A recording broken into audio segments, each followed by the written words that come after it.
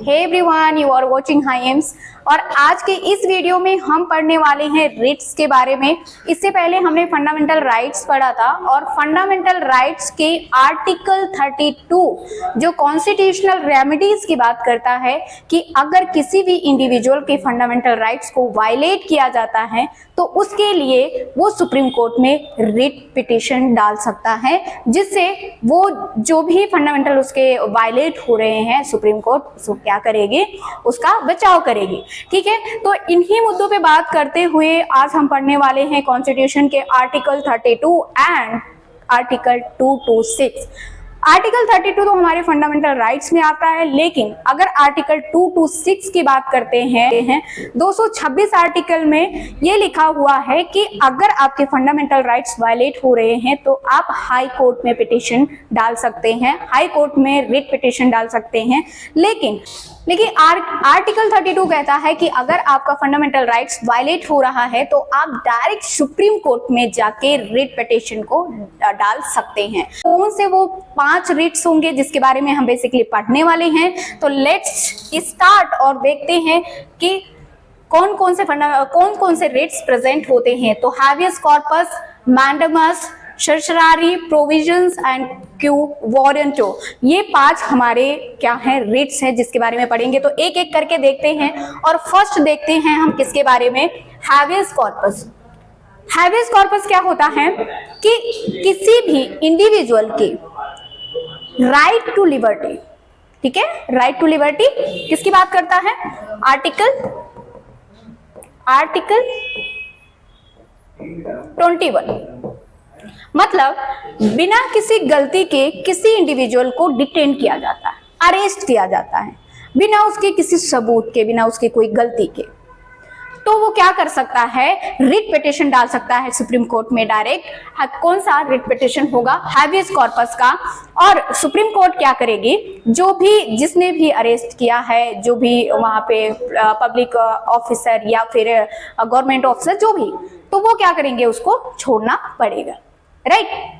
तो ये बताता है हैबियस कॉर्पस किसको पूरी तरीके से क्या करता है, बचाव करता है, वो आर्टिकल 21।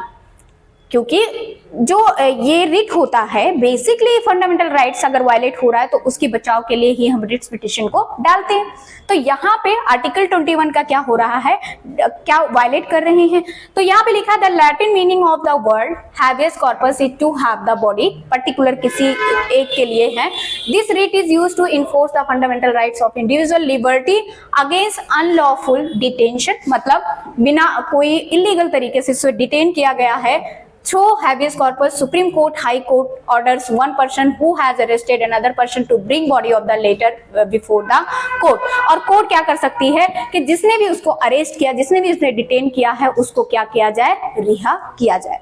ठीक है, आर्टिकल 21 कहता है कि कोई भी क्रिमिनल है तो उसको 24 आवर्स के अंदर मजिस्ट्रेट के सामने लेकर जाते हैं। अगर वो नहीं लेकर जा रहे हैं तो वो इलीगल तरीके से डिटेन किया गया है, जो कि उनको बाद में उस क्रिमिनल को या उस इंडिविजुअल को क्या करना पड़ेगा, रिहा करना पड़ेगा। ठीक है, तो ये हमारा रहा हैबियस कॉर्पस। नेक्स्ट है मैंडेमस। मैंडेमस मतलब होता है आदेश, वी कमांड, मतलब किसी को आदेश देना। तो कौन किसको आदेश देगा, इस तरीके से हम इसमें बात करने वाले हैं। मान लो कि कोई पब्लिक ऑफिसर है, ठीक है, कोई पब्लिक ऑफिसर है और हमें अपना वर्क नहीं कर रहा है, अपना ड्यूटी नहीं निभा रहा है। मान लो कि हमें एक कॉर्पोरेशन खोलना है, हमें एक बिजनेस करना है, उसके लिए हमें लाइसेंस बनवाना है और हम उस ऑफिसर के पास में गए और वो क्या नहीं कर रहा है, मतलब साइन नहीं कर रहा है, घूस ले रहा है या इस तरीके से मतलब चक्कर कटवा रहा है और वो अपना काम नहीं कर रहा है। तो हम क्या कर सकते हैं, सुप्रीम कोर्ट में डायरेक्ट मैंडेमस का रिट पिटिशन जारी कर सकते हैं, रिट पिटिशन डाल सकते हैं। उससे क्या होगा कि जो सुप्रीम कोर्ट है डायरेक्ट उस पब्लिक ऑफिसर को क्या करेगी, एक तरीके से वार्न देगी, ऑर्डर देगी कि आप अपना काम अच्छे से करो। इसमें जो है आर्टिकल 19 का वायलेशन हो रहा है, मतलब अगर वो लाइसेंस बना के नहीं दे रहा है, दैट्स मीन कि वो बाउंड कर रहा है कि आप इस प्रोफेशन को नहीं चूज कर सकते हो, राइट। और आपको पता है कि आर्टिकल 19 हमें ये प्रोविजन देता है कि हम किसी भी प्रोफेशन को चूज कर सकते हैं, किसी भी प्रोफेशन को अपना सकते हैं। तो इसमें जो वायलेशन हो रहा है हमारे फंडामेंटल राइट्स, आर्टिकल 19 का वायलेशन हो रहा है। तो इसके थ्रू को सुप्रीम कोर्ट क्या करेगी, जो भी पब्लिक ऑफिसर होगा उसको अपनी ड्यूटी करने के लिए आदेश देगी। तो आई होप आपको मैडम समझ में आया होगा। अब देखते हैं, पढ़ लेते हैं कि क्या लिखा है। The literal meaning of this writs we command, this writ is used to the court to order to public official who has failed to perform his duty or refuse to do his duty to resume his work. Beside public official mandamus can be issued against any public body, और ये किसी public body के साथ भी हो सकता है, corporation हो गया, इंफीरियर कोर्ट हो गया, ट्रिब्यूनल हो गया और गवर्नमेंट ऑफ सेम पर्पस। तो इन सब के खिलाफ ये मैंडामस रिट पिटिशन डाल सकते हैं सुप्रीम कोर्ट में, राइट। तो ये रहा आपका मैंडामस। नेक्स्ट बढ़ते हैं और हम देखते हैं प्रोविजन क्या होता है। प्रोविजन क्या होता है? तो टू फॉरबिड मतलब होता है to order someone,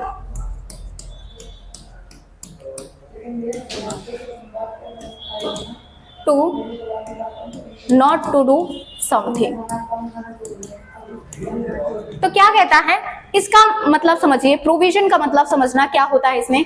the literal meaning of provision to forbid a court that higher in position issues the provision writs against the court that is lower position to prevent the latter from exceeding the jurisdiction of usurpings and jurisdiction that is thus not passes it directly in activities. इसका मतलब क्या होता है, मान लो एक 14 years का बच्चा है और उसने क्या कर दिया, मर्डर कर दिया। क्या कर दिया? मर्डर कर दिया। तो 14 इयर्स का बच्चा है, उसने मर्डर कर दिया है और उसका अभी जो ट्रायल चल रहा है वो लोअर कोर्ट में ट्रायल चल रहा है, ठीक है। अब इसने क्या किया, यहाँ पे इसने क्या किया, इसने अपने वर्किंग के टाइम, मतलब लोअर कोर्ट पे उसका काम चल ही रहा है, उसने क्या किया, सुप्रीम कोर्ट में पिटीशन डाल दिया। किसमें? सुप्रीम कोर्ट में पिटीशन डाल दिया। तो सुप्रीम कोर्ट बोलेगी लोअर कोर्ट को कि जो इसका ट्रायल चल रहा है वो कहाँ पे ही होना चाहिए, लोअर कोर्ट में ही होना चाहिए। तो सुप्रीम कोर्ट क्या करेगी, लोअर कोर्ट को ऑर्डर देगी कि इसका जो केस चल रहा है, जुवेनाइल जो बच्चा है उसका केस कहाँ पे होना चाहिए, लोअर कोर्ट में होना चाहिए। तो ये हमारे किसके अंडर था, प्रोविजन के अंडर था। आई होप आपको समझ में आया होगा। और नेक्स्ट देखते हैं और सरसरारी में देखते हैं कि इसमें क्या होता है, सरसरारी में क्या होता है। अब ये देखते हैं कि वही बच्चा, वही एग्जांपल लेते हैं, सरसरारी प्रोविजन में थोड़ा डिफरेंस होता है। वही बच्चा जो 18 इयर्स का था, वही बच्चा जो कितने 14 इयर्स का था, मर्डर करके आया था, 14 इयर्स का था और मर्डर करके आया, उसको क्या हुआ कि जो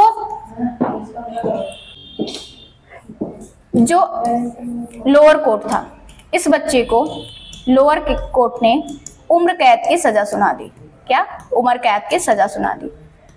अब ये तो क्या हो गया, ये तो हमारे आर्टिकल 14 का वायलेशन हो गया।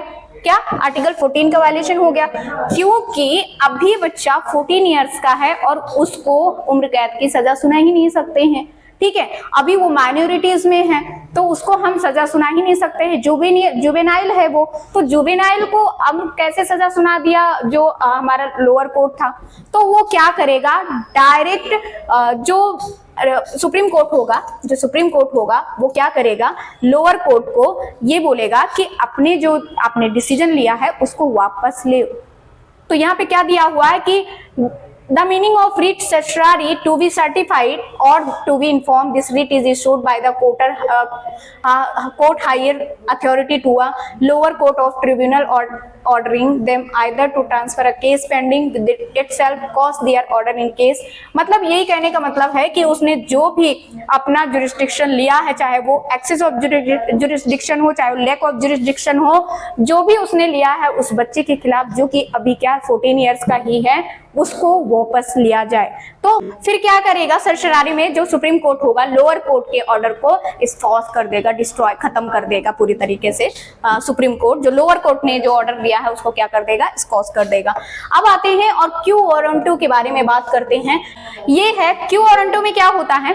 क्यू वारंटो मतलब होता है कि अगर आपकी किसी भी चीजों को, कोई भी आपका पब्लिक ऑफिस हो या किसी भी तरीके से मतलब इलीगल तरीके से कब्जा कर लिया जाता है, चाहे वो कोई गवर्नमेंट की पोस्ट हो, चाहे वो कोई आपका जमीन हो, चाहे वो कोई आपका एनीथिंग, तो वो सारी चीजें के लिए क्यू वारंटो जारी करते हैं। क्यू वारंटो मतलब होता है कि मान लो कि आपका गवर्नमेंट की स्कीम निकली और यहाँ पे ऑलरेडी लोगों को ऑक्युपाई कर दिया गया।